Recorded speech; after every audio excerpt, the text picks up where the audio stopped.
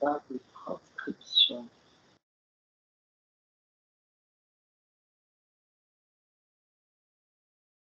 Voilà. Voilà. C'est lancé. Donc, bonjour à toutes et à toutes. Nous sommes le 20 janvier 2022 pour ces cours de panorama de la littérature française. Et donc, je vous souhaite à tous et à toutes la bienvenue. J'espère que vous êtes, comme je vous ai dit dans le message, en bonne santé, votre famille aussi, que vous prenez soin de vous. Et voilà, j'espère avoir un bon semestre, productif, instructif et qu'on ait la possibilité d'apprendre ensemble, de lire des textes intéressants, d'avoir de bonnes discussions ici pendant les cours. Et donc, avant d'entrer dans le programme, j'ai quelques informations à vous transmettre, à vous dire. Tout d'abord, c'est que dans ce système de cours à distance, je fais ça normalement. J'enregistre les cours.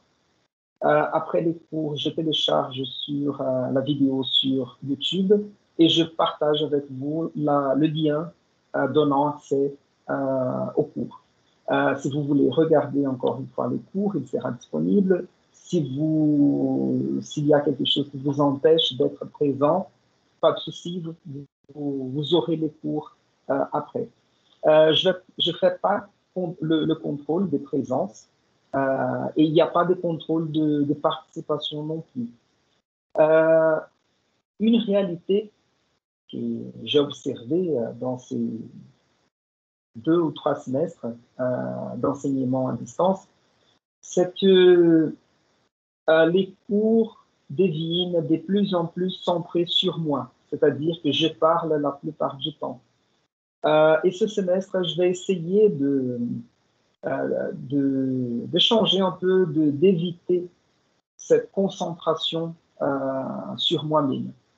Raison pour laquelle vous avez vu, j'ai créé 5 canaux, un pour chaque livre de la dissertation, et on peut profiter de ces canaux-là pour organiser des meetings, des petites réunions avec des groupes plus réduits et faire une séance de débat. Et comme ça, je peux passer dans les groupes et contribuer aux discussions. Et comme ça, vous aurez un peu plus des possibilités de parler aussi pendant les cours. Aussi, pendant les cours, les expositions que je fais sur les contenus, n'hésitez pas à m'interrompre, à me poser des questions, à me demander un éclaircissement. S'il y a quelque chose qui n'est pas très clair, vous pouvez m'arrêter, me demander d'expliquer encore ou mieux. Donc, voilà, vous êtes libre pour m'interrompre. Vous savez comment ça marche aussi pour lever la main. Dès que j'ai fini une explication, je vous donne la parole. Et c'est un peu comme ça. J'espère qu'on arrive à échanger un peu plus aussi. D'accord? Et aussi, les cours sont en français. La plupart des lectures aussi. Je crois que pour les cours de panorama, je n'ai pas de lecture en portugais à vous indiquer. Donc, elles sont toutes en français. Quoi d'autre? Les autres informations, je pense que on va le voir dans le programme. La distribution des points, je peux en parler tout à l'heure. Et c'est ça. C'est ça. Je vais partager l'écran et comme ça, je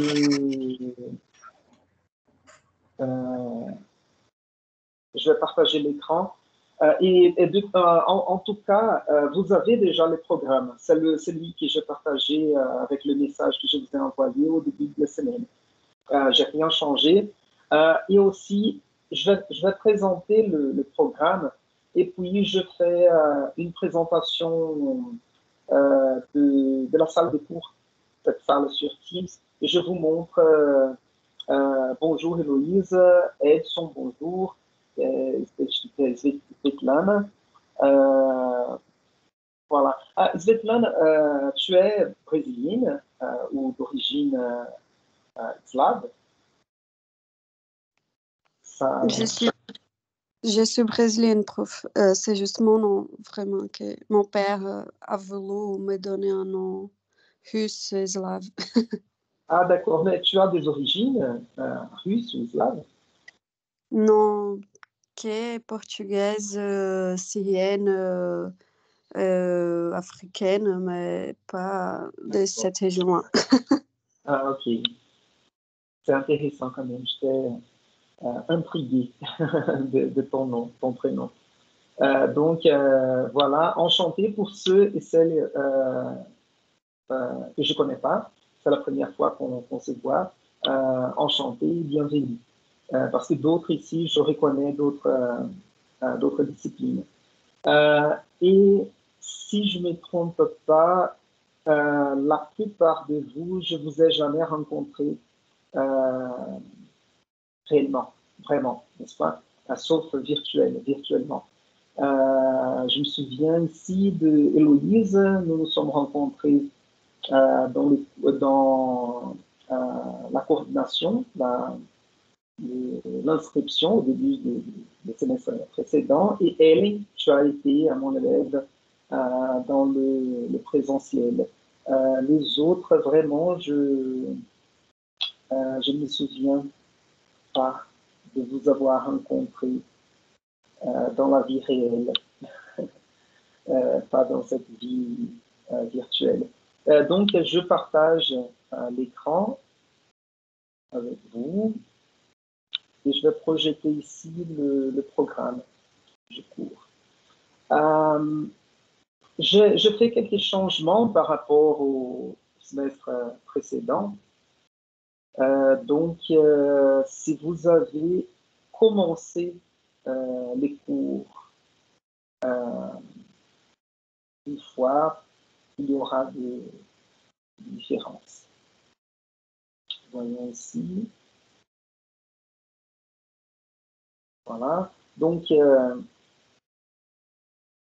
ah d'accord, ton père était socialiste. Voilà. Donc, voilà, voici le programme. C'est le cours de littérature française, panorama. Ici, c'est pas correct. Je vais corriger après. C'est le deuxième, l'année 2021, deuxième semestre.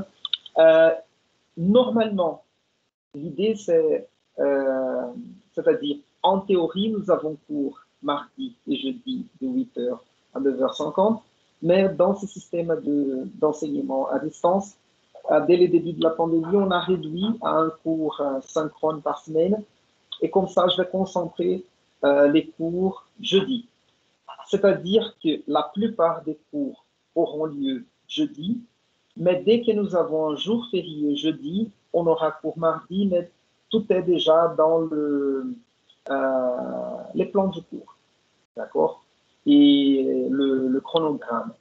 Et sauf en février, on aura une séance mardi pour la discussion des livres de la dissertation.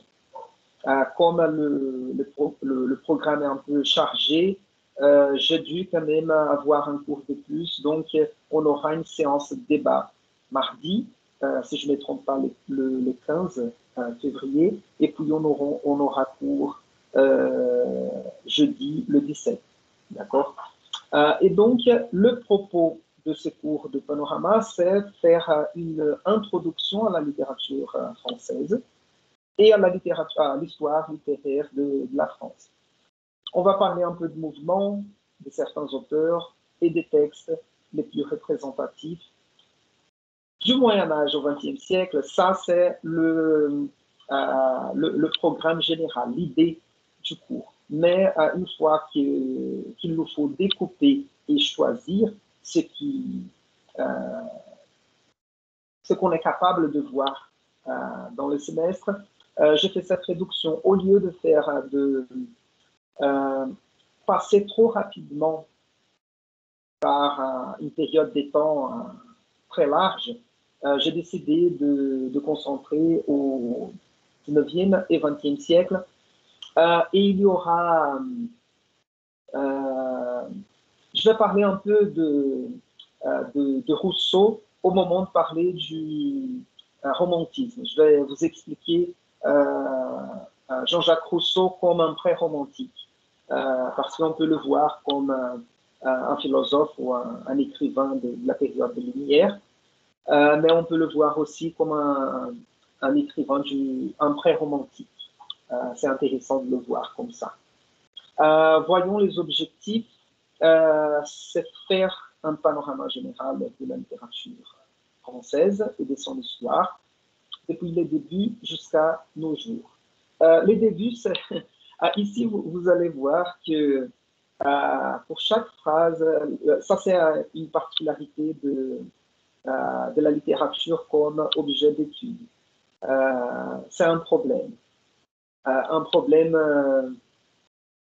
méthodologique, un problème philosophique, je dirais. C'est-à-dire que nous avons un problème pour définir ce qui est la littérature. Nous avons un problème pour définir comment étudier la littérature. Dans ces cours de panorama, donc, c'est important d'avoir une vision diachronique, une vision historique de la littérature, mais cette vision historique n'est pas c'est un problème non plus, elle est problématique, n'est-ce pas? Et je vais en parler un petit peu aujourd'hui à propos de l'histoire littéraire, de l'histoire littéraire en tant que champ d'étude, d'accord? Je vais en parler un peu plus après. Donc, je disais ici, faire un panorama général de la littérature française et de son histoire depuis les débuts à nos jours. Donc, le problème ici, c'était les débuts. Ça peut être la littérature moderne, c'est-à-dire du XVIIIe siècle à aujourd'hui. On peut penser à tout ce qui a été écrit dans les territoires de la France. Donc, on dirait fin du Moyen Âge. Si on recule un peu plus, c'est-à-dire on peut parler de la littérature française du Moyen Âge, mais la France en tant qu'État n'existait pas encore. Donc ça, c'est pour vous donner un peu l'idée des enjeux, des problèmes qu'on retrouve quand on se propose d'étudier la littérature française, c'est-à-dire dans les limites du pays France, et aussi la limite temporelle, n'est-ce pas? Approcher les enjeux de l'histoire littéraire française en rapport avec l'histoire sociale et politique de la France. Ça, c'est un autre problème lié à cette idée d'histoire littéraire, parce que on peut penser l'histoire littéraire comme, on va dire, les contextes des œuvres, penser l'histoire littéraire en tant que contexte des œuvres et des auteurs.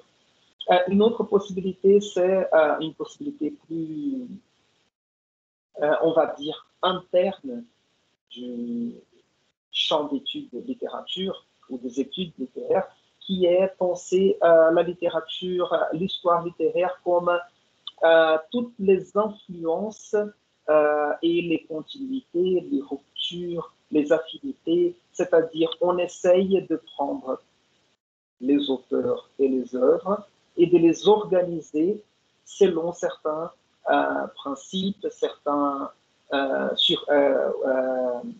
d'après certaines caractéristiques, la notion de causalité est importante aussi. Et une autre façon aussi, quand on parle de littérature, d'histoire de la littérature, c'est le rapport de la littérature avec l'histoire sociale et l'histoire politique. On verra dans ces panoramas entretenus ou délimités dans ces cours un rapport avec l'histoire sociale et avec l'histoire politique de la France. Par contre, on est capable aussi de penser à une histoire littéraire propre, qui n'est pas en rapport avec l'histoire sociale et politique. Mais comme vous savez, je viens de dire que la littérature est un objet d'étude problématique. On peut penser la littérature comme tout simplement une œuvre d'art textuelle et donc autonome et indépendante. Et on peut penser aussi à la littérature comme un phénomène social, culturel, etc. Et comme ça, il y aura des liaisons ou de proximité entre la littérature et d'autres événements sociaux, culturels, politiques, philosophiques, etc. N'est-ce pas? Et en fait, il n'y a pas de choix corrects et pas corrects. Ça dépend, tous ces choix dépendent assez souvent de nos intérêts personnels, de théories qu'on choisit aussi pour expliquer la littérature, pour étudier la littérature. Ça dépend de comment on veut étudier la littérature. On fera des choix vers un côté plutôt esthétique, autonome, propre de la littérature, ou en contact avec l'histoire sociale, politique et culturelle. Vous voyez? Et il n'y a pas de façon plus correcte ou meilleure d'une que l'autre. En fait, ces choix répondent à des intérêts personnels et académiques, etc. Voyons ici, comprendre la constitution des genres littéraires en langue française, leur mouvement et leurs caractéristiques au cours des temps. Donc, on verra aussi les caractéristiques générales de certains mouvements et la transformation de certains principes littéraires au cours du temps. D'accord? Et la notion, par exemple, même des romans, n'est-ce pas, ou de poésie lyrique, comment ça change pendant les 2 siècles et demi qu'on va étudier ici ensemble. Étudier et analyser quelques œuvres significatives au sein de la littérature française et connaître ses auteurs majeurs. Donc ici, au contraire des cours comme roman, le cours de roman, j'ai choisi 4-5 auteurs à travailler, et parce qu'on se concentre sur les œuvres. Et ici, dans ces panoramas, on aura l'occasion de voir plusieurs écrivains différents. Par exemple, du XXe siècle, je ne sais pas, on verra une dizaine d'écrivains, et par rapport au XXe siècle aussi. Évidemment, on ne va pas s'approfondir dans leur œuvre, dans leur littérature, mais quand même, vous aurez une bonne idée de ces écrivains-là. Romanciers, poètes, dramaturges, etc. Et finalement, introduire les techniques de la dissertation littéraire et de l'exposé oral. Je vais en parler un peu plus. C'est le sujet de la vidéo que je vous ai demandé de regarder. Si vous ne l'avez pas regardé, ce n'est pas grave, vous le faites après le cours. J'en parle un peu plus après. Donc, nous avons ici le programme que je vous montre ici. C'est un programme, je vais dire, idéal. J'ai laissé toutes les informations ici au cas où vous vous intéressez. Et puis, je vais faire couler ici le texte pour montrer ce que je veux dire. Donc, on va parler du XXe et du XXe siècle et un tout petit peu du XVIIIe siècle. Mais j'ai laissé ici ce que j'aurais prévu pour le XVIIe siècle, c'est-à-dire les mouvements du baroque, la préciosité et le classicisme. Ici, vous avez quelques écrivains importants comme Madame de Séville, La Rochefoucauld, Dirac, mais on n'aura pas le temps de les étudier. Et ici, encore, voilà, le XVIe siècle, nous avons quelques grands écrivains comme François Rabelais, Du Bellay, Ronsard et Montaigne, Montaigne.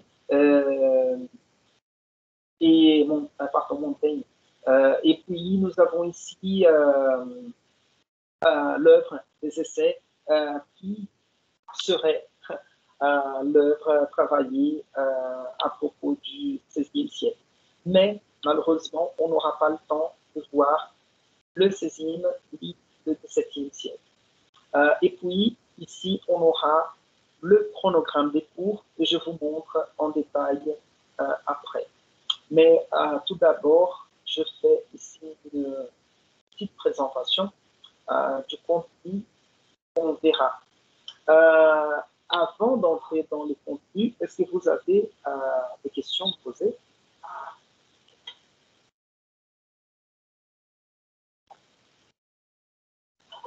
Oui ou non?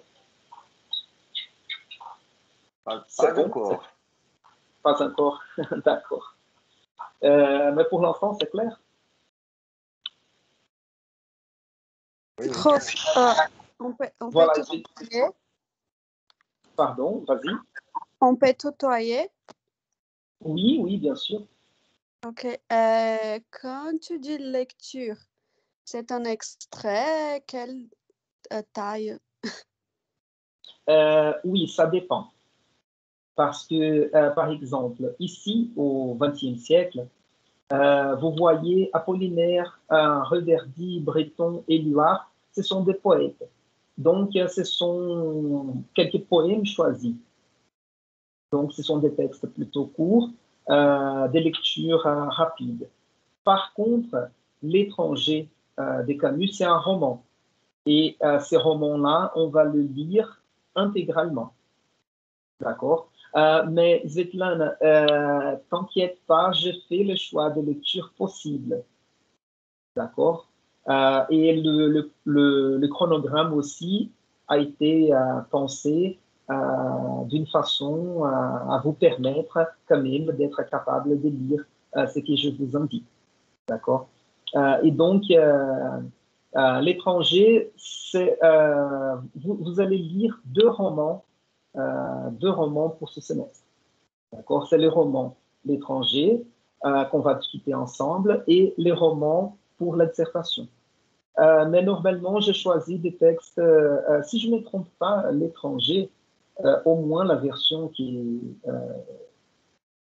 j'ai partagée avec vous, il fait 80 pages, 90. Donc, c'est un roman assez court. Et pour la dissertation, je vérifie ici, la plupart de textes, la plupart des romans de la dissertation, ce sont des textes courts aussi. Ils ont environ 100 pages aussi. D'accord? J'en parlerai un peu plus après sur les livres de la dissertation. En tout cas, ils sont déjà disponibles dans les fichiers du cours. Vous pouvez y jeter un coup d'œil après, avant de choisir quelle œuvre vous voulez travailler. Et en plus, Svetlana, par rapport à l'étranger, je partage aussi le livre audio Et comme ça, vous pouvez lire le livre et écouter le livre en même temps. Et le temps de lecture, c'est, si je ne me trompe pas, 4 heures plus ou moins. C'est-à-dire que si vous n'arrêtez pas le livre audio, vous arrivez à la fin du roman L'étranger en 4 heures. Vous voyez, c'est moins de temps que vous dépensez en regardant des séries télévisées. N'est-ce pas? Et donc, voyons encore ici. Voilà. Donc, pour l'introduction, je vais essayer d'en parler un petit peu aujourd'hui. Sinon, je termine la semaine prochaine. Je vais faire une petite introduction parce que, encore une fois, théoriquement, le cours de Panoramas aurait dû être le premier cours de littérature suivi dans ces cours de lettres français. Parce qu'il va vous donner une idée générale de la littérature française. Et normalement, vous avez les cours d'introduction à la théorie littéraire au début de votre formation en lettres. Puis vous suivez des cours de littérature brésilienne, portugaise, mais pas forcément dans ces 4 premiers semestres. Et assez souvent, j'aperçois que vous avez des doutes, des questions par rapport à la littérature comme un champ d'études campo de estudo, ou on peut dire aussi un domaine d'études. Poderia traduzir literalmente como domínio, mas também como campo mesmo, como área de estudos, né? Et donc, j'aime bien introduire un peu cette réflexion autour de qu'est-ce que c'est la littérature. Et c'est important parce que peut-être si on étudie la littérature du 18e, 19e et 20e siècle, et 21e siècle aussi, peut-être on n'aura pas le même problème. Mais si on arrive à la littérature du 7e siècle, par exemple, les textes lus ne sont pas forcément des textes littéraires. Parce que, comme je vous ai dit, je vous ai montré tout à l'heure, Madame de Sévigné écrit des lettres qu'elle a envoyées à sa fille. Donc, ce ne sont pas des textes fictionnels. La Rochefoucauld écrit des réflexions et des maximes morales, maximas morais. Ce sont des textes courts, parfois une phrase, avec une réflexion morale, n'est-ce pas? Par exemple, je n'ai pas de souvenir des maximes morales, comme en portugais nous avons água mole, pedra dura, on peut dire qu'il s'agit d'une expression, mais aussi, ou d'un dicton, mais aussi une réflexion morale, parce que de cette expression, on est capable de retirer une moralité, n'est-ce pas? Nous avons, par exemple, la possibilité d'étudier Blaise Pascal, qui était aussi philosophe, et ces textes, ce sont des textes de réflexion métaphysique un peu, qui peuvent être étudiés comme littérature du XVIIe siècle, n'est-ce pas? C'est-à-dire que la notion de littérature à cette époque-là est différente. Raison pour laquelle c'est important de se poser la question à propos de qu'est-ce que c'est la littérature, n'est-ce pas? L'histoire de la littérature et l'histoire littéraire, il y a une petite différence théorique entre les deux expressions. Je reviendrai dans ces questions dans la deuxième partie du cours aujourd'hui. Tout d'abord, je présente le programme et puis je peux discuter un peu avec vous ces notions-là. Les différences théoriques entre école, courant et mouvement. Assez souvent, on utilise mouvement pour tout ensemble esthétique, n'est-ce pas? Romantisme, surréalisme, nouveau roman, on traite tous ces événements littéraires comme étant des mouvements, mais théoriquement, on peut faire certaines différences. Certaines différences qui peuvent être importantes aussi. Et la problématique des genres littéraires, parce que dans les cours de panorama, on peut mélanger, on peut parler de théâtre, de poésie, de romans, autobiographie, etc. Et puis, vous aurez les cours spécifiques de chaque genre littéraire. Roman, poésie et théâtre. D'accord? Et j'ai ici, pour répondre à Svetlana, concernant l'introduction, les lectures ici sont des lectures suggérées. D'accord? Todorov, Compagnon et Stalloni, parce que ce sont les références que j'utilise, pas les seules, mais quelques références que j'utilise pour vous situer dans cette discussion. Donc, ce que je vais parler de Todorov, de Compagnon, de Stalloni et d'autres auteurs, ici, pour cette introduction, c'est plutôt suggéré, n'est-ce pas? Parce que les cours de littérature, c'est un cours obligatoire dans les cours de lettres. Certains, baccalauréat de licenciature, il y a des différences pour certains. Et je sais que ce n'est pas tout le monde qui aime la littérature, n'est-ce pas? C'est-à-dire que ceux et celles qui aiment bien la littérature, probablement vont chercher un peu plus, vont vouloir lire un peu plus. D'autres qui n'aiment pas, qui peut-être sont là pour apprendre une langue, pour enseigner une langue ou une autre raison, vous lisez la littérature juste pour l'obligation, parce que le cours est obligatoire. Donc, je laisse ici beaucoup de références, mais les lectures obligatoires, ce sont à la base les lectures littéraires. D'accord? Et donc, 20e et 21e siècle. On va parler ici du surréalisme, de l'existentialisme, de l'absurde et du nouveau roman. Oulipo est indiqué ici, l'ouvroir littéraire potentiel. C'est une espèce de mouvement poétique, littéraire, parce que ils ont écrit des poésies et des romans aussi. Mais on ne va pas entrer dans ce sujet-là à propos de l'Oulipo. Mais on va parler en détail du surréalisme, de l'existentialisme absurde et nouveau roman.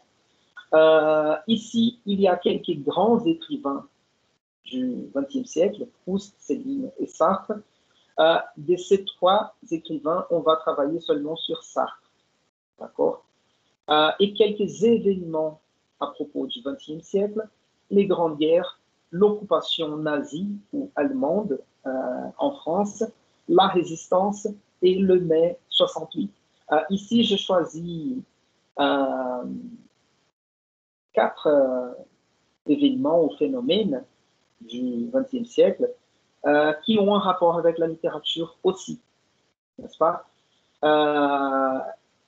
Comme je disais tout à l'heure quand j'ai lu les objectifs du cours,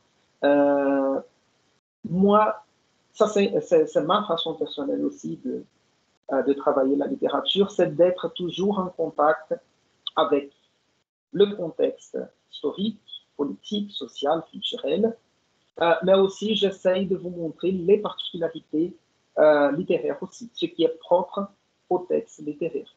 Par exemple, ici, le futurisme et l'art des manifestes, on va voir un petit peu de Filippo Marinetti. Peut-être vous connaissez Marinetti comme un poète italien, mais il a écrit en français aussi.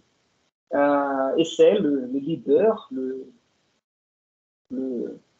chef des files du futurisme, celui qui a écrit le manifeste du futurisme, et qui puis, après ces moments liés à l'art futuriste, il va s'associer à Mussolini en Italie. Et vous voyez quelqu'un qui appartenait à une avant-garde littéraire et qui est devenu fasciste dans les champs politiques. Puis nous avons Guillaume Apollinaire et l'Esprit Nouveau. C'est un mouvement poétique plus propre de la France. C'est quelque chose qu'on ne va pas retrouver tel quel ailleurs, mais qui introduit une certaine modernité dans la poésie, n'est-ce pas? Nous avons le dada, le dadaïsme, avec la destruction systématique de valeurs en général, qui est, on va dire, un courant anarchique dans l'art et la littérature. Les surréalismes, que vous avez sûrement une bonne référence, parce que moi je dirais que le surréalisme peut-être est peut-être le mouvement le plus important du XXe siècle, et c'est lui qui a influencé les plus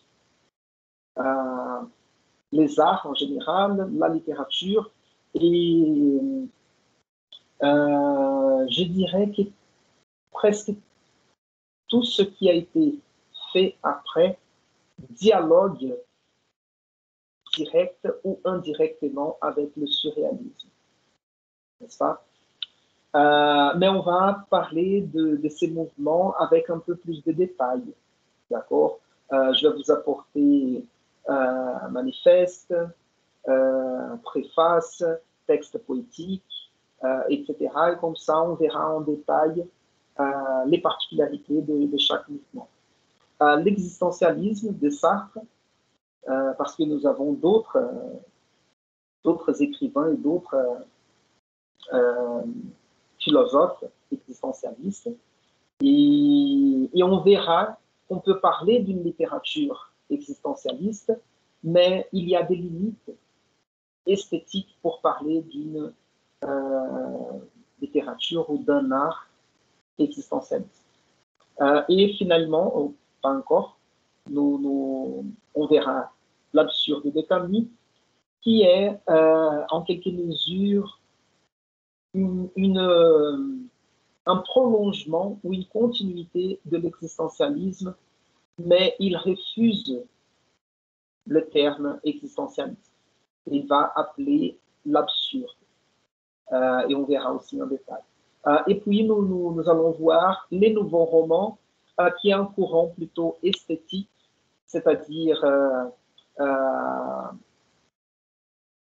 plus préoccupé de la forme littéraire et qui a proposé, en fait, tous ces mouvements au XXe siècle, depuis le futurisme jusqu'au nouveau roman, ce sont des mouvements de rupture, n'est-ce pas? On verra au XXe siècle cet effort ou cette tendance à la rupture, à créer quelque chose de nouveau ou de neuf, pour parler plus, de façon plus appropriée, n'est-ce pas? On cherche toujours les nouveaux ici. Et pour proposer le nouveau, on refuse, on détruit ce qui vient avant. Et on verra cette tendance au XXe siècle. Et donc, c'est bon comme ça. Nous avons ici quelques représentants. Apollinaire, représentant de l'Esprit Nouveau, Reverdy, pour le surréalisme. Nous avons Breton et Soupeau avec ce livre Les champs magnétiques qui est très intéressant. C'est un exemple excellent des techniques d'écriture surréaliste. C'est très intéressant. Nous avons Paul Éluard comme peut-être les meilleurs poètes surréalistes et on va lire L'étranger de Camus comme exemple de littérature existentialiste et absurde. Et à propos du nouveau roman, j'ai choisi ici Alain Robbe-Grillet et Nathalie Sarraute pour expliquer les mouvements, mais on ne lira pas entièrement des livres, des romans de Nathalie Sarraute et de Robbe-Grillet. Sauf Nathalie Sarraute, j'ai choisi un livre de Nathalie Sarraute pour la dissertation. Donc, si vous choisissez le livre de Nathalie Sarraute, vous aurez l'occasion de lire un roman de Nathalie Sarraute, un roman autobiographique. Avançons et on arrive ici au 19e siècle. Ça, c'est important à dire aussi. Peut-être vous avez déjà remarqué. Quelqu'un veut poser une question? Je vois qu'il y a... Qu'est-ce que c'est Oulipo? Oulipo, c'est un mouvement littéraire de la fin des années 50, début des années 60 en France, et ça existe toujours. D'accord? C'est un mouvement, les noms Oulipo, ce sont les initiales de ouvroir ou ouvroir littéraire, non, pardon, ouvroir de littérature potentielle. Seria em português uma espécie de... Esse ouvroir é como se fosse um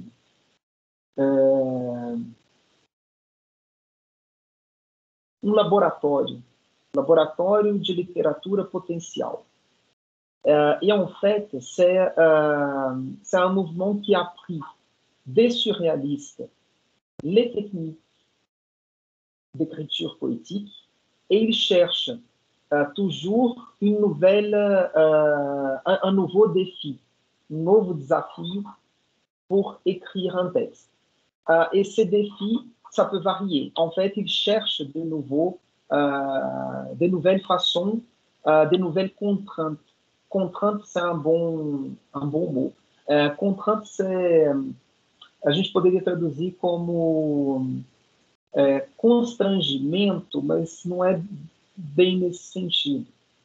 A ideia da contrainte, nesse caso, é você criar uma dificuldade, c'est une difficulté concrète, et à partir de cette difficulté, on va s'inspirer pour écrire. Je vous explique. Il y a... Voilà. Par exemple, il y a Georges Perec, c'est un des écrivains de ce mouvement. Il a écrit un roman qui s'appelle La disparition, ou desaparecimento, a desaparição. Il y a une traduction en portugais, je ne sais pas quel est le titre en portugais. Mais pour te donner une idée, La disparition, c'est un roman dans lequel Georges Perec a décidé d'écrire en fait, il a évité l'utilisation des mots en français avec la lettre E. Donc, vous pouvez lire les romans tout entiers. Il n'y a aucun mot avec la lettre E. Et à chaque fois qu'il voulait utiliser un mot avec la lettre E, il cherchait une autre façon d'expliquer pour éviter l'utilisation d'un mot avec la lettre E. Et les traducteurs, je connais un des traducteurs au portugais, vers le portugais, et il a évité la lettre A en portugais. Donc, imaginez un roman écrit en portugais sans la lettre A. On ne peut pas écrire, par exemple, amour Vous voyez? Et donc, il faut chercher d'autres façons. Il y a un autre livre, c'est de, si je ne me trompe pas, de Raymond Queneau, qui s'appelle Exercice des styles. Et il écrit, si je ne me trompe pas, plus de 30 façons différentes. Il raconte plus ou moins 30 façons différentes la même histoire, mais en utilisant des styles différents. C'est ça, en fait. C'est un exercice littéraire, presque. Vous voyez? Je ne sais pas, voyons ici.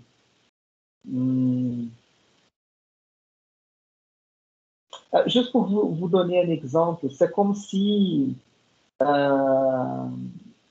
imaginez, on fait une parodie et on va faire une annonce en imitant la façon de Michel Temer, Lula et Bolsonaro.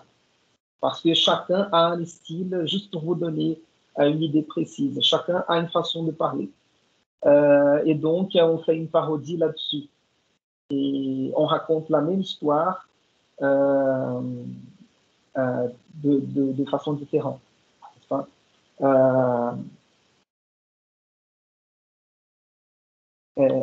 Sei lá, né? Vamos pensar assim, né? Ouais, j'ai vu une vidéo au TikTok d'un gars qui vendait du gaz avec la voix de Cortella. C'était bien drôle. Je ne sais pas si tu as vu, mais c'est bien drôle. Qu'il annonçait le gaz, c'est un gaz perfeito, inquestionável. Et c'est grego, comme né? ça. Gaz, do grego. Voilà. Mais en fait, ces cas-là de Raymond Queneau n'est pas forcément une parodie, mais c'est vraiment un exercice des styles, n'est-ce pas? À une façon plus recherchée, une façon plus populaire, une façon romantique, une façon scientifique de raconter la même histoire. Vous voyez? Je vais chercher le livre et puis je peux le partager avec vous. Je vais chercher, je l'ai ici dans mon ordi. Mais comme vous voyez, il faut choisir ce qu'il faut étudier, j'ai décidé de laisser de côté le LUPO. C'était mon choix. Mais c'est intéressant, c'est diverti, c'est amusant et ça vaut la peine d'étudier. Et l'Oulipo, c'est un groupe qui existe toujours. Ils se réunissent en France, je ne sais pas si dans un café régulièrement. Évidemment que Georges Perec, Raymond Queneau, les fondateurs du mouvement sont déjà décédés, ne sont plus vivants. Mais il y a un groupe encore, mais pour participer à ce groupe de l'Oulipo, il faut être invité. On ne peut pas arriver et dire « je veux participer à ces groupes ». Il faut que quelqu'un qui appartient déjà au groupe vous invite à devenir un membre. Et pour devenir un membre, c'est un compromis pour la vie. D'accord? Une fois que vous entrez dans les groupes Oulipo, vous ne pouvez plus sortir. D'accord? C'est quelque chose comme ça. Donc, si vous recevez une invitation, il faut bien réfléchir parce que vous ne quitterez plus les groupes. Et vous aurez des obligations avec les groupes. C'est presque un round 6. Oui, voilà. Une espèce de maçonaria, n'est-ce pas? O tráfico. Mas o tráfico aqui é de palavras. D'accord. Donc, avançons ici dans les programmes.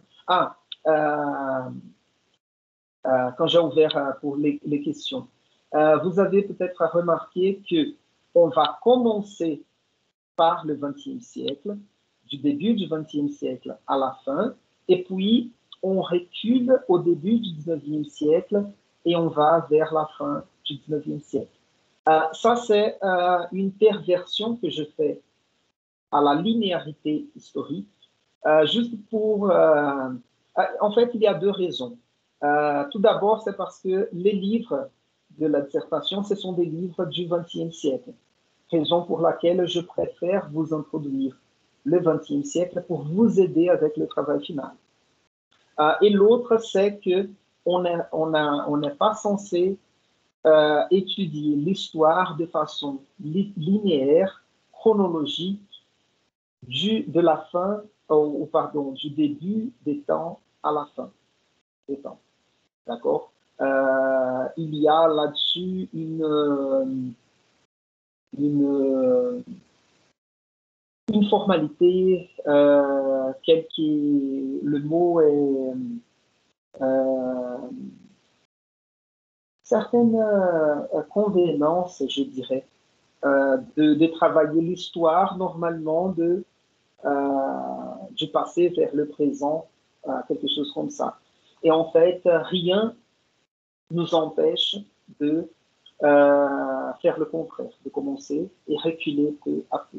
Et puis, évidemment, vous formez dans votre tête la continuité de ces événements-là. D'accord? Vous verrez, par exemple,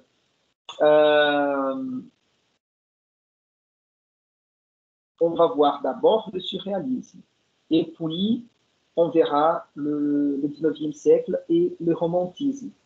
Vous allez remarquer, quand on verra le romantisme, une série de caractéristiques du surréalisme qui sont des influences romantiques. Et peut-être vous imaginerez pas qu'il y avait des connexions entre le romantisme et le surréalisme. Et il y en a plusieurs. Vous voyez?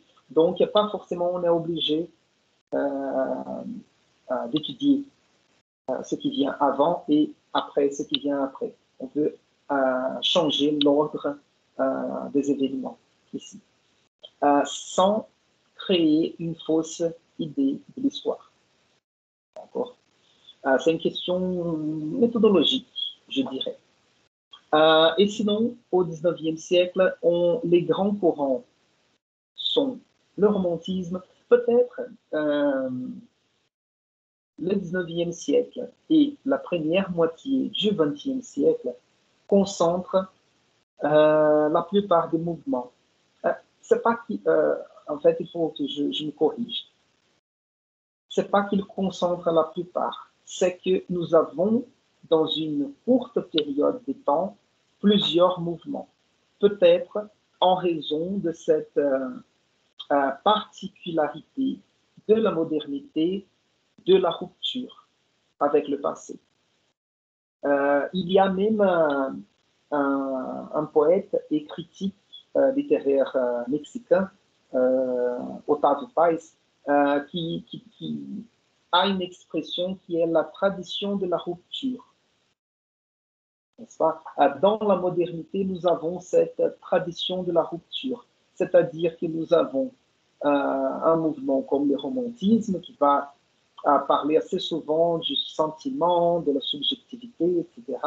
Et dans la suite, nous avons le Parnasse qui va chercher une poésie objective et descriptive, parce qu'il faut renier les romantismes. Et après le Parnasse, on aura le symbolisme qui va chercher une caractéristique plus hermétique de la poésie, presque spirituelle de la poésie.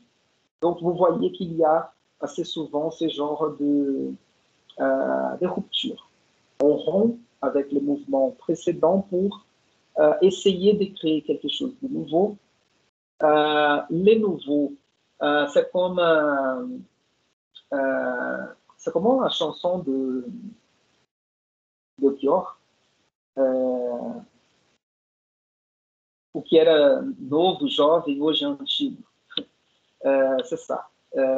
Et le problème, c'est pas un problème, mais c'est la caractéristique de ces mouvements, et on verra ça au début du XXe siècle avec les avant-gardes, c'est qu'elles deviennent de plus en plus courtes parce que la rupture vient dans la suite très vite, n'est-ce pas? Dans un espace de temps de 10 à 20 ans, de 1910 à 1930, nous avons, dans la littérature, on peut parler de futurisme, dadaïsme, esprit nouveau, surréalisme, quoi d'autre, etc. Si on ajoute l'histoire de l'art, il y a aussi dans la peinture le cubisme, l'abstractionnisme, etc. N'est-ce pas? Donc il y a cette profusion de mouvements dans une courte période de temps. Et donc, au XIXe siècle, on va voir le romantisme, le Parnasse, qui sont des mouvements plutôt poétiques. Par contre, les romantismes, nous avons aussi la présence des romans romantiques. Ici, je ne vais pas vous faire lire un roman romantique, mais je vais vous montrer des extraits et je vais vous demander de lire des poèmes quand même. Le réalisme et le naturalisme, ce sont des mouvements du roman, n'est-ce pas? Ce sont de la prose, c'est-à-dire. Et je ne sais pas pourquoi, assez souvent, peut-être c'est une caractéristique du XIXe siècle, une période dans laquelle il n'y avait pas le cinéma, la télé, les romans sont très longs. Des romans comme Le Rouge et le Noir de Stendhal, Le Père Doriot de Balzac, ou Madame Bovary de Flaubert. Ce sont des romans assez longs, intéressants, mais moi, particulièrement, je trouve un peu de difficulté de travailler dans un cours de littérature française. D'accord? Mais je vais vous montrer les caractéristiques aussi, ces mouvements-là, avec des extraits des œuvres. Et puis, on arrivera au symbolisme à la fin du XIXe siècle, qui est un mouvement majoritairement poétique, mais on retrouve aussi le théâtre symboliste et plus rare, mais il y a un roman symboliste important aussi. Et donc, je vais vous indiquer quelques poèmes à lire. D'accord? Et ici, une certaine référence, ou quelques références des poètes et écrivains qu'on va lire. Alphonse de Lamartine, Les Méditations poétiques, Victor Hugo, Théophile Gautier, Alfred de Musset. Donc, Lamartine, Hugo et Musset, ce sont des poètes romantiques. Gautier, un poète du Parnasse. Nous avons Baudelaire, qui est inclassable parce qu'il dialogue avec le romantisme, avec le Parnasse, et il annonce le symbolisme. Baudelaire, c'est le poète majeur. Majeur. Pas seulement je dirais pas seulement de la langue française, mais peut-être de la poésie tout court, de la poésie mondiale. Peut-être c'est un des plus grands poètes. Point. De tous les temps. Point. Voilà. Et vous allez voir. Si vous ne connaissez pas la poésie de Baudelaire, c'est étonnant. Vous allez voir. D'accord. C'est étonnant parce que c'est bien écrit, c'est technique, c'est émouvant, il y a toute une architecture d'organisation du livre, Les Fleurs du Mal. Voilà. Et Baudelaire a ce livre de poésie, Les Fleurs du Mal. Le livre ici indiqué aussi, Le Spleen de Paris, c'est une série de poèmes en prose. Il était critique d'art, critique littéraire. Il est mort jeune, et pas jeune, mais pas âgé non plus. Et il a vécu une vie complètement irrégulière, erratique, maudite. Voilà. Il fréquentait les bas-fonds de Paris. Voilà. Et c'est le plus grand poète. Et puis nous avons Verlaine, Rimbaud et Mallarmé comme représentants du symbolisme. Et finalement, Zola comme un représentant du naturalisme en France. Émile Zola, c'est en fait les fondateurs du naturalisme. Et le naturalisme a été exporté, disons comme ça, un peu partout. Nous avons l'influence du naturalisme ici au Brésil aussi. Par exemple, le livre Au Curtius est influencé par ce mouvement français du naturalisme.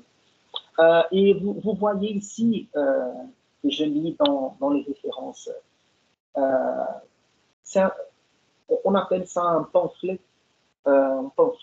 J'accuse d'Émile Zola, qui est une pièce plutôt politique. Et je vais lire des extraits avec vous, justement pour vous montrer cette connexion de ce qu'on appelle l'intellectuel. Ces écrivains, pas seulement écrivains, mais assez souvent des écrivains qui prennent ou qui prennent parti dans le débat public, dans les débats des idées, et ils utilisent leur influence et leur fame, leur,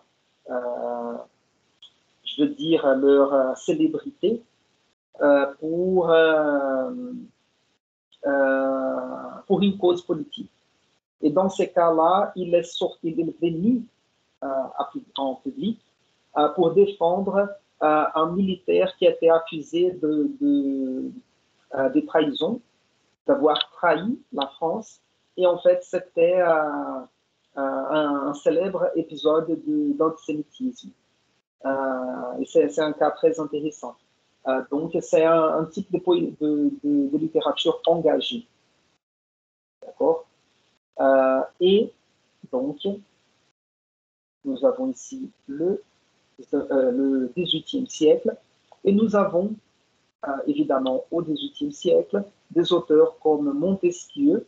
Vous connaissez Montesquieu de l'Esprit des lois, n'est-ce pas?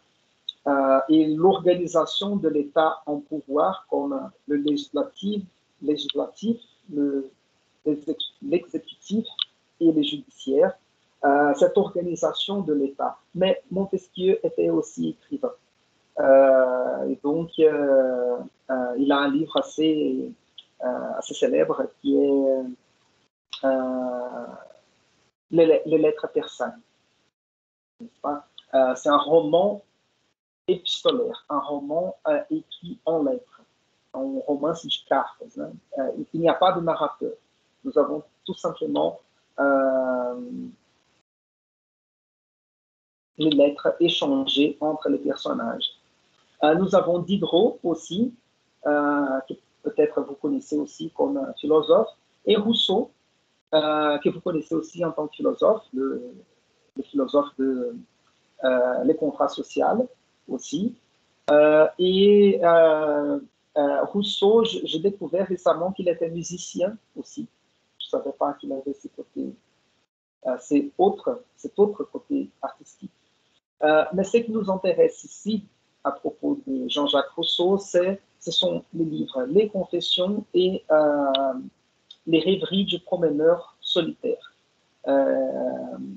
Parce que on va les lire pensant comme je disais tout à l'heure, comme un pré-romantique. Je ne vais pas entrer dans les détails aujourd'hui, mais l'idée c'est que vous savez très bien que la période de Lumière, ou l'illuminisme, c'est une période rationnelle, n'est-ce pas? On cherchait la raison dans la vie courante, n'est-ce pas? Il y avait une critique à la religion, par exemple, c'est fort. Et par contre, à la fin ou dans la deuxième moitié du XVIIIe siècle, dans ces livres-là, Confession et Rêverie d'un promeneur solitaire, Rousseau va mettre la sensibilité comme une sorte de vérité aussi. Donc, ce n'est pas seulement la raison qui nous mène à la vérité, mais la sensibilité aussi. C'est-à-dire qu'il va chercher dans les sentiments une vérité, une vérité. Et ça, c'est la porte ouverte à la poésie romantique qui viendra un peu plus tard, quelques décennies plus tard. Donc, ça, vous voyez que quand on prend Jean-Jacques Rousseau, qui dialoguait avec la philosophie des Lumières, et on montre qu'il était un précurseur des romantiques, ça c'est faire de l'histoire littéraire, n'est-ce pas? On montre la connexion et l'influence de quelque chose qui vient avant avec quelque chose qui vient après. Mais un problème dans l'histoire littéraire, c'est que c'est très difficile de démontrer cette influence, si elle est précise ou si elle est directe ou indirecte, par exemple. C'est différent d'un événement historique, un événement historique qui est plus facile de tracer les connexions cause-effet ou cause-conséquence, n'est-ce pas? Pour vous donner un exemple,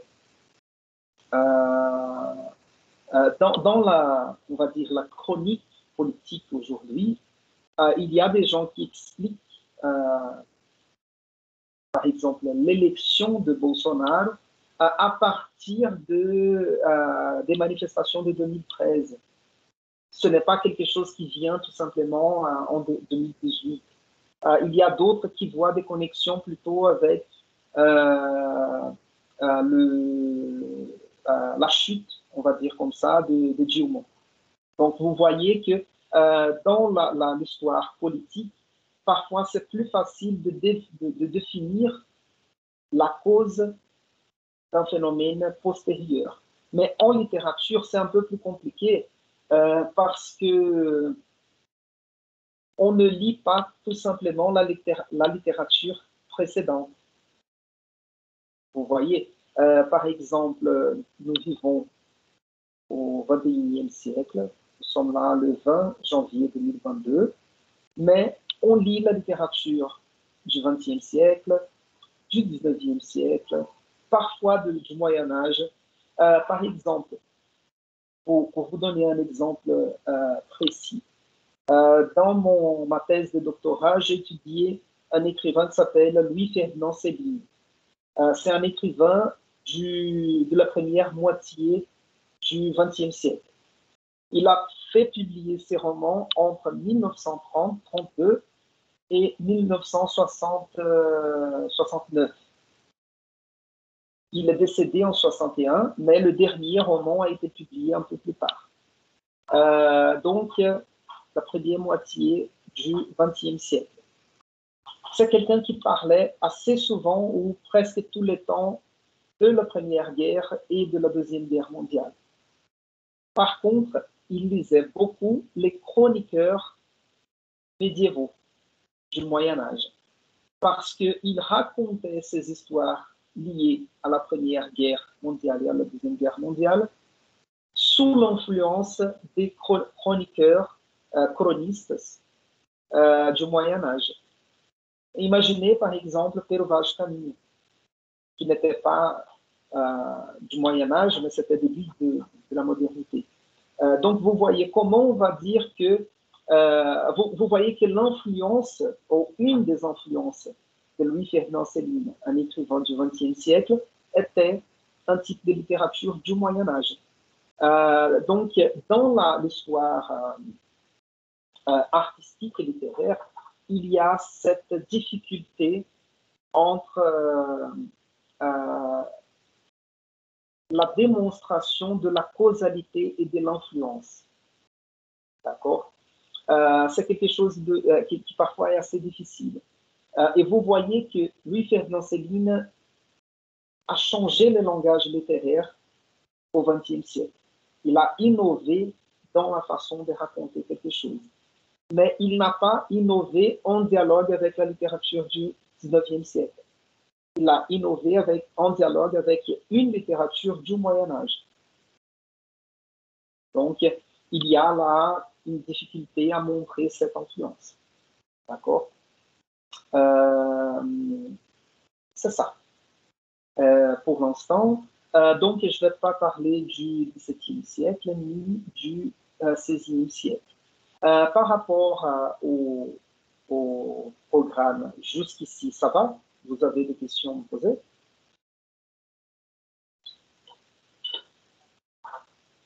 Non. Laura, je viens de voir ici dans le chat que tu as partagé exercice de style de Keno. Donc, merci beaucoup. Si les autres, si vous voulez télécharger ici, il est disponible dans le chat. Si je ne me trompe pas, ça reste disponible aussi automatiquement dans les fichiers du cours. D'accord? Et donc, je parlais de fichiers avec les documents du cours et je vais interrompre cette présentation du programme et je vais faire un tour rapide de notre salle virtuelle. Voilà. Voilà. Donc, vous avez ici notre salle virtuelle. Nous avons ici à gauche les canaux. Général, c'est celui dans lequel je partage les informations urgentes ou informations sur les cours, activités, etc. Nous avons ici plus en bas un canal activités parce qu'on aura quelques activités pendant le semestre et toutes les informations à propos des activités, je concentre ici. Et nous avons la dissertation qui est le travail final et toutes les informations à propos de la dissertation, je mets dans les canaux de dissertation pour qu'on ne perde pas toutes les informations. Donc, il y a un canal pour les activités, un canal pour la dissertation et général pour toute autre information. D'accord? Et dans le canal général, ici en haut, vous avez les onglets. Donc, l'onglet publication, vous avez ici l'onglet fichier, c'est celui que je vais vous montrer maintenant. Nous avons tout d'abord ce fichier nommé, vous voyez, Laura, le document, il vient automatiquement ici aussi, exercice des styles. Donc, vous cliquez sur support de cours et vous aurez ici tous les fichiers de chaque étape du cours. Donc, nous avons l'introduction. Comme je vous ai dit, pour l'introduction ici, ces références-là sont suggérées. Ce ne sont pas des lectures obligatoires, mais vous avez ici un fichier Histoire de la littérature française avec quelques livres d'histoire de la littérature française. Si vous voulez lire en détail un peu plus sur différentes périodes, c'est possible. Il y a ici des lectures complémentaires. Ce sont des textes plutôt théoriques, comme Théorie littéraire, Jonathan Culler, Terry Eagleton, entre autres. Vous voyez, si vous voulez. Et puis, nous avons le programme ici.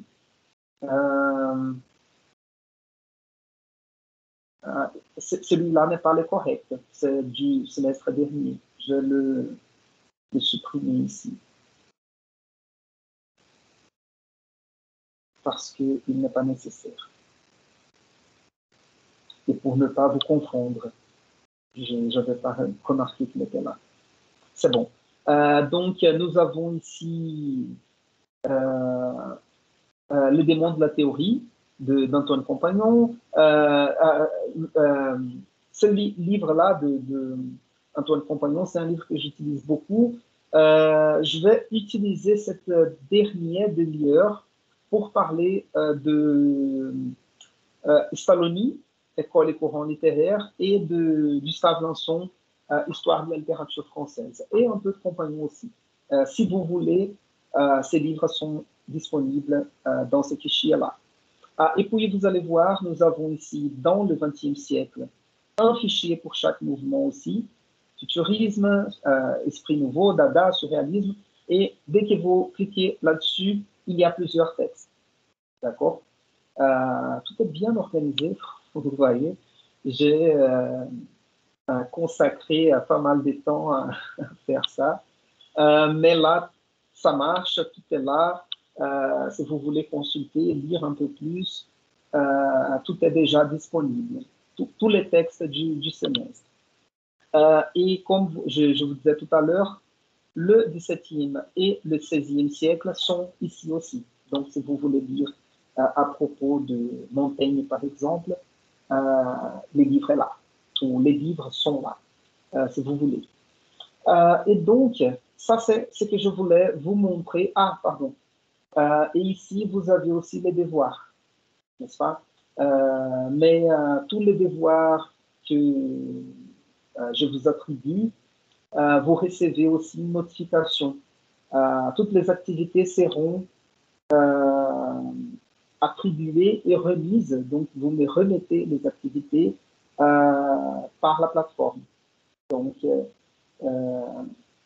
n'y a pas besoin de m'envoyer par la poste le travail imprimé. C'est bon. C'est bon, c'est bon. Voici, j'interromps l'exhibition de la salle des cours et je reviens au programme pour parler des livres de la dissertation.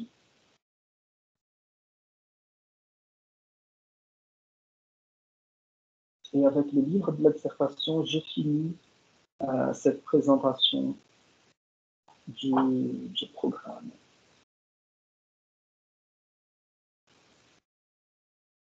Voilà. Ici, c'est important aussi.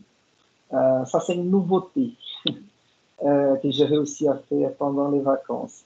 Nous avons ici un chronogramme des cours et vous pouvez consulter continuellement la date et le contenu du cours du jour. Donc, aujourd'hui, l'idée, c'est la présentation du cours. La semaine prochaine, on va parler du futurisme et de Marinetti.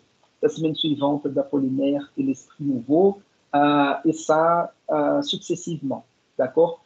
Et j'ai mis ici, en jaune, les activités concernant la dissertation. Je vais parler de la dissertation maintenant.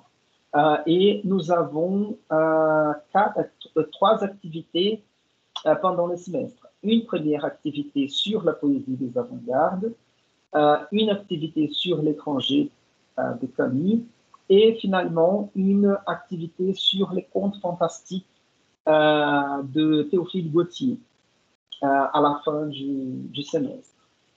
Et quelque chose d'intéressant aussi, c'est que, comme vous savez, c'est bien comme ça, le semestre termine le 5 mai, mais nous aurons cours jusqu'au 19 avril.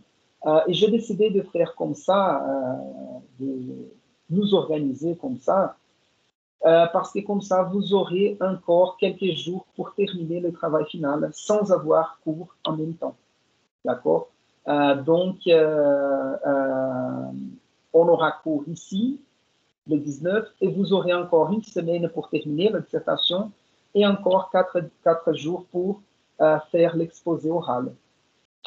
Et je vous explique comment faire à chaque étape. Et puis ici, vous avez aussi la distribution de notes ou notation, comment on peut dire de façon plus technique, et la date de release. Mais pour la date de release, ne vous inquiétez pas trop, car la plateforme vous envoie une notification.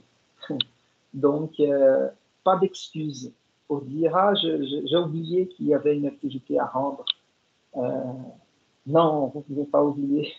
C'est comme les anniversaires sur Facebook, n'est-ce pas? On ne peut pas oublier les anniversaires des amis parce qu'on reçoit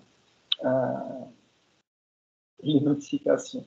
Donc, voilà pour le chronogramme et je parle un peu sur la dissertation.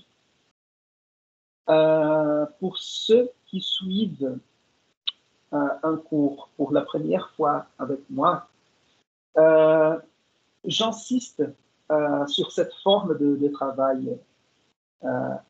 C'est drôle de dire travail final parce qu'il commence aujourd'hui et vous allez me le remettre à la fin du semestre. Peut-être je vais changer le nom de travail final pour travail continuel ou travail du début à la fin, quelque chose comme ça. Et ça consiste à choisir une de ces 5 œuvres, d'accord? Et vous voyez ici, nous avons l'écrivain, le roman et la date de publication du roman. Donc, nous avons Sidonie Gabriel, Colette, et le livre, c'est Claudine à Paris. Je ne sais pas si vous connaissez Colette. Est-ce que vous le connaissez? Vous avez déjà entendu parler de Colette. Il y a un film récent sur sa vie. Je ne sais pas si vous avez regardé. Rodrigue vous connaît bien Colette, parce que Colette était, comment on peut dire, peut-être une féministe avant la lettre ou avant la vogue du mouvement féministe en France. Et elle a une autre, en plus, sa vie extravagante pour l'époque. Aussi, elle écrivait ses livres, mais qui signait les livres et les publiait, c'était son mari. Et ça fait une polémique parce qu'après, le cas est venu à public et on a connu l'histoire. Elle était encore vivante, ils se sont divorcés. Et depuis le divorce, en fait, elle commence à signer ses livres et aussi les livres qu'elle a fait publier sous le nom de son mari. Maintenant, on retrouve Colette Willy. Willy, c'était son mari, parce qu'ils ont été publiés tout d'abord sous le nom de Willy, mais ils ont été écrits par Colette. Et ça montre, c'est un exemple d'une époque où les femmes n'avaient pas trop d'espace ou de droits dans la société, n'est-ce pas? Je n'ai pas regardé le film, mais il me semble qu'à Favorite touche à une histoire similaire, semblable. Et pendant les fêtes de Noël, j'étais chez mes parents et je regardais une novella, un épisode de novella à la télé. Et il me semble qu'il y a un cas dans une novella courante maintenant, pareil. J'oubliais les noms de l'actrice, mais il y avait un cas comme ça. Ce n'était pas forcément de mari et femme, mais c'était plutôt de ce qu'on appelle en anglais ghostwriter. Et en français, nous avons un nom terrible pour ça qui est nègre. Nègre comme negro. Em francês, a gente chama ghostwriter de negra, como se, sei lá, é uma coisa estranha, ainda se usa. né, tem um traço aí de colonialismo, racisme, coisas assim. Né? Mais voilà, ça c'est un peu l'histoire de Sidonie, Gabrielle, Colette et Claudine à Paris. Nous avons Jean-Paul Sartre et L'enfance d'un chef. L'enfance d'un chef, c'est une nouvelle qui montre, c'est une espèce de roman de formation. On accompagne le personnage depuis son enfance jusqu'à l'adolescence ou début de l'âge adulte. Et nous avons la prise de conscience par rapport à la différence des classes sociales et aussi par rapport à l'antisémitisme. D'accord? Donc, c'est très lié à l'histoire de l'époque, n'est-ce pas? Et nous avons Albert Camus, La Chute. Donc, pour ceux qui auront choisi La Chute, vous lirez deux romans de Camus. L'étranger qu'on va lire ensemble et discuter ensemble, et puis La Chute d'Albert Camus pour la dissertation, qui est une espèce de roman philosophique, mais écrit sous la forme d'un monologue, qui est intéressant aussi. J'ai essayé en plus de choisir des livres différents en style, pour couvrir plusieurs possibilités d'écriture. Nous avons ici Marguerite Duras et Hiroshima, mon amour. Hiroshima, mon amour n'est pas un roman, c'est en fait un scénario de cinéma, mais que j'utilise ici comme littérature. Justement pour mettre en question le concept de littérature. N'est-ce pas? Il y a ceux qui disent que littérature, c'est ce qu'on étudie comme littérature. C'est-à-dire que littérature, c'est ce qu'on veut. On dit que c'est de la littérature, on étudie comme de la littérature et ça devient de la littérature. Donc, ici, nous avons un exemple d'un scénario de cinéma, une roteiro de cinéma, qui peut être lu et étudié comme étant un texte littéraire. Et finalement, nous avons Nathalie Sarraute. Marguerite Duras dialogue avec les nouveaux romans, et Nathalie Sarraute était totalement entrée dans les nouveaux romans. Et nous avons ici un roman, une autobiographie tardive, qui n'est pas de la période du nouveau roman, mais qui a sa particularité aussi. Donc c'est un texte intéressant, une autobiographie. Voilà. Donc si vous voulez, tous ces romans-là sont déjà disponibles dans les fichiers libres pour la dissertation. Vous pouvez jeter un coup d'œil, les télécharger, voir la taille, lire la première page, feuilleter le livre, voir si ça vous intéresse. Et puis, juste après le cours, je vais vous envoyer un lien donnant accès à un tableau éditable sur Drive, Google Drive. Et comme ça, vous pouvez, vous mettez votre nom devant le film, devant le livre. Et c'est-à-dire que c'est le livre que vous allez lire et sur lequel vous allez écrire votre travail final. Et je parle un peu du travail final parce que, comme je disais, c'est un travail à plusieurs étapes. Voyons, non, j'arrive pas à donner plus, mais c'est bon comme ça. Comme vous savez, au lieu de vous demander un travail final et vous donner, je sais pas, 2 semaines, 3 semaines pour faire le travail, on commence ce travail maintenant et on va faire petit à petit chaque étape Je vais être en dialogue avec vous, je vais vous conseiller, vous diriger, vous aider en quelque mesure à faire ce travail et vous me rendez ce travail à la fin du semestre. Mais il y a des étapes, en fait, il y a des étapes à me rendre pendant le semestre. Donc, le 15 février, nous aurons un séminaire sur les œuvres. Ce séminaire va se déployer comme ça. Je vais utiliser les canaux de chaque livre. On va faire des réunions, des rendez-vous.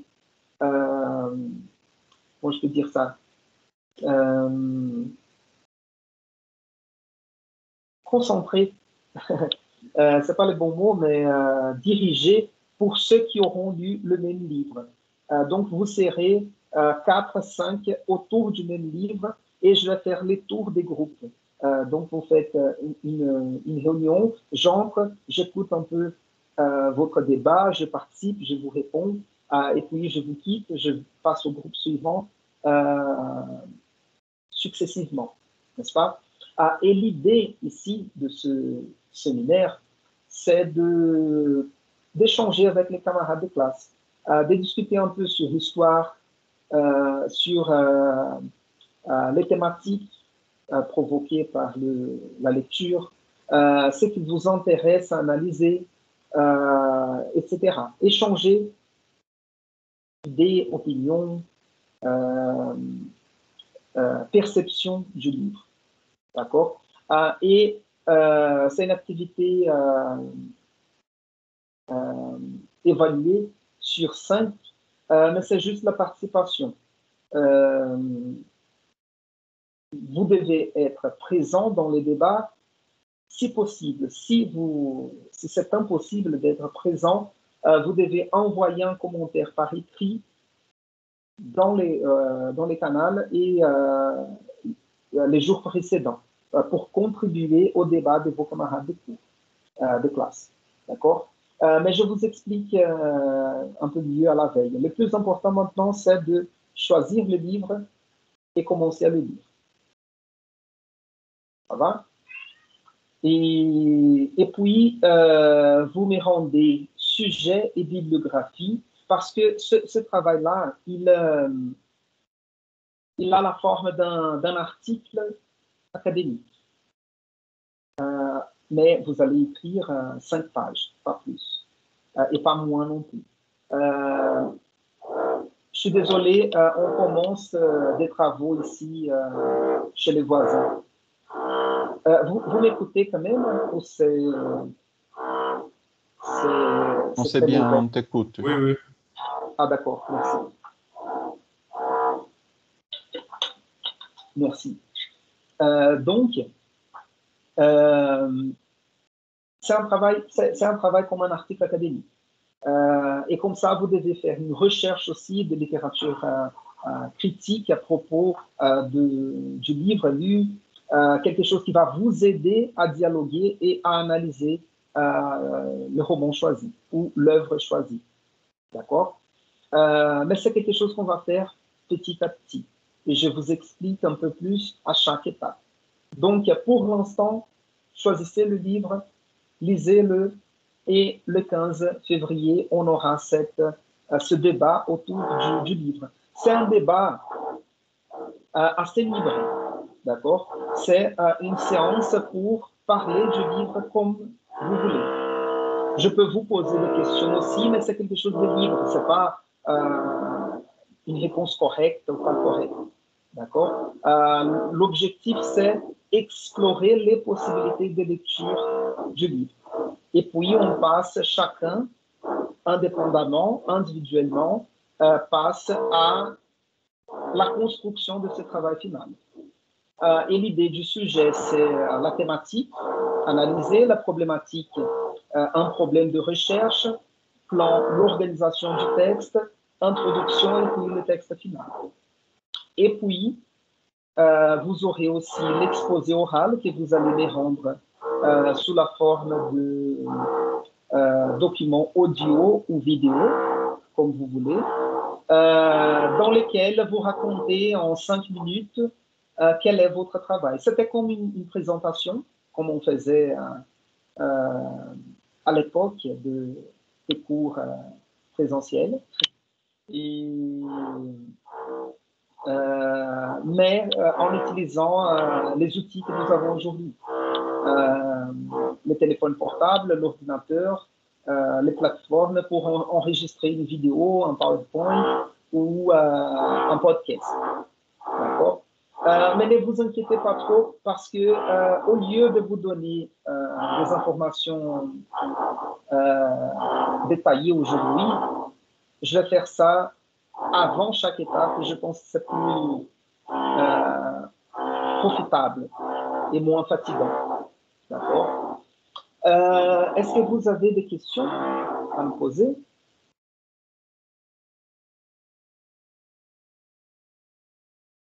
C'est qui lève la main? C'est moi, Denis. Oui, ça va? Ça va. En fait, c'est pas vraiment sur les cours, mais sur notre chose. Mais si, bon, ça peut être à la fin de toute l'exposition du cours d'aujourd'hui. C'est juste, si jamais vous aurez 5 minutes, c'est juste une doute sur les cours de mardi. Ah, d'accord. OK. Donc, c'est plutôt personnel. Oui. Ah, d'accord. Donc, oui, dès qu'on termine le cours, les autres quittent les cours. J'interromps l'enregistrement et tu me poses ta question. D'accord, d'accord. Edson. Oui, bonjour. Bonjour. J'ai une question à propos des activités, mais je ne sais pas si vous allez encore expliquer. Il y a 2 ou 3 activités. Elles sont nommées comme ça, activités, mais je ne sais pas de quoi il s'agit. Alors. Oui, en fait, ces activités-là, ce sont des activités plus libres, pas tout à fait libres, mais sont des activités moins académiques. Ce sont, je vais dire, des contrôles de lecture ou un commentaire sur l'œuvre. Par exemple, voyons ici. Par exemple, nous avons la première activité, c'est sur la poésie des avant-gardes. Je peux vous proposer une activité comme... parce que à propos des avant-gardes, on va lire des manifestes, des pamphlets, des poèmes, etc. Je peux par exemple vous proposer un poème et vous demander une réflexion à propos de ces poèmes, tenant compte de la réflexion théorique qu'on aura fait avant. Et comme ça, et par contre, c'est un texte court. Quand je vous demande une activité comme celle-là, c'est, je sais pas, 10 lignes maximum. Normalement, je demande le comptage de mots, genre 300 mots, 200 mots, 250, quelque chose comme ça. Pour l'activité de l'étranger, normalement, je vous demande de choisir un de 3 sujets analysés. Normalement, c'est la liberté, la mort et la responsabilité. C'est parce que la liberté, la mort et la responsabilité, ce sont des sujets abordés par l'existentialisme. Et puis, on verra ça comme les dilemmes du personnage, du roman. Et je vous demande, par exemple, de choisir un de ces 3 sujets et faire un commentaire libre aussi à propos du sujet. Et la dernière activité sur le conte fantastique, vous allez lire un conte de Théophile Gautier. Un conte, c'est un conte fantastique qui a plusieurs interprétations possibles. Et en fait, je vous demande de dire quelle est votre interprétation et vous devez justifier avec le texte pourquoi vous interprétez comme ça. Et je vous demande aussi une expérience personnelle d'un événement bizarre comme celui du conte. D'accord? Donc, ce sont des activités simples à faire. Par contre, la dissertation, c'est quelque chose qui va vous exiger un peu plus. Mais c'est quelque chose que vous faites aussi tout au long du semestre. Alors, prof, ces activités sont des activités écrites, n'est-ce pas? Voilà. D'accord. Pour vous rendre, je vous demande particulièrement parce que 14 avril, je ne serai pas ici à Brasilia, alors j'étais préoccupé. Non, en fait, ce sont des activités que vous allez me rendre par la plateforme. Donc, c'est sur D'accord, Teams. d'accord, Donc, merci. sauf si tu vas dans une île déserte ou dans un endroit où il n'y a pas d'Internet ou Ok, électricité, tu peux ok, m'envoyer l'activité d'où tu veux. D'accord? d'accord, merci. Pas de problème. Pas de souci. Voilà. Encore des questions, c'est bon? Pour moi, c'est bon. OK. Et en fait, tout ça dépend aussi de la progression du semestre. Comme vous voyez dans le chronogramme ici, j'ai décidé ces dates, j'ai pensé un peu comment distribuer les activités par rapport à leur complexité, aux lectures que vous devez faire. Et nous avons aussi un espace de flexibilité, de souplesse. Donc, si c'est trop difficile et vous me demandez une semaine de plus, selon l'activité, c'est possible. D'accord? Mais quand même, par exemple, on va tout terminer le 19 avril et vous aurez encore une semaine et demie pour terminer le travail final. Le travail final que vous commencez aujourd'hui. Et donc, vous voyez que ça, c'est important aussi. Le 31 mars, vous me rendez l'introduction de la dissertation. L'introduction de la dissertation va occuper presque une page de ce travail, une des 5 pages du travail. Et je vais la corriger, je vais vous la rendre. Et vous voyez que entre le 31 mars et le 24 avril, c'est presque un mois que vous avez pour corriger l'introduction et avancer dans les autres étapes de l'analyse littéraire.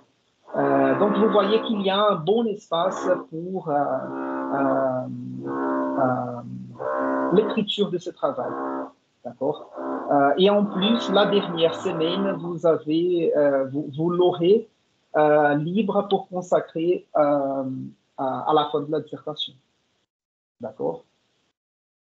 Et comme je disais aussi, je vous demande l'exposé oral parce que dans ce type d'échange ici, à distance,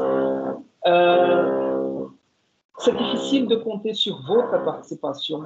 Et donc, je maintiens cette activité pour vous forcer à parler un peu plus, au moins dans ces cours de littérature. Mais en même temps, je vais essayer de vous proposer des stratégies pour vous faire participer plus dans les cours, pour éviter les cours centrés sur moi.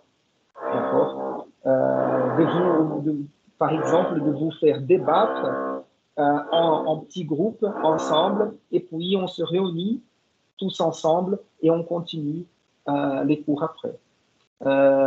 Mais comme vous voyez, je ne peux pas compter sur votre connexion Internet, votre participation. C'est donc quelque chose de plus, n'est-ce pas? Quelque chose de... ouais, on fait ce qu'on peut et on essaye de faire un peu plus.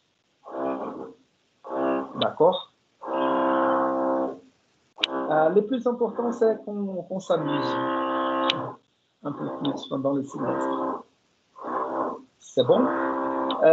Donc, ça va? Ça va.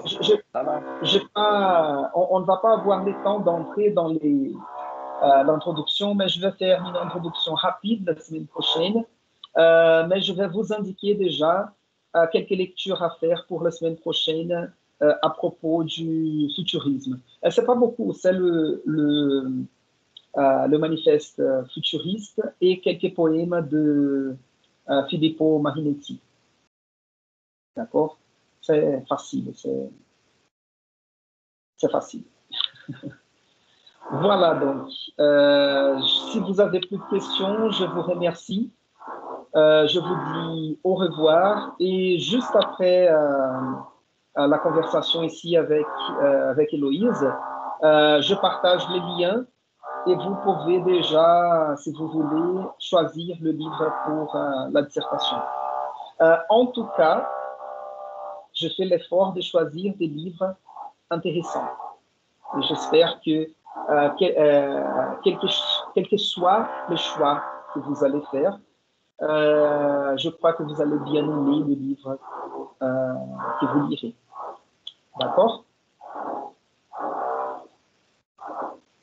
Et voilà, n'ayez pas peur. Ce premier cours, je pense qu'il fait peur, mais c'est faisable, c'est possible. D'accord. Au revoir. Au revoir, merci. Merci à vous. Prenez soin de vous. Bon week-end et à la semaine prochaine.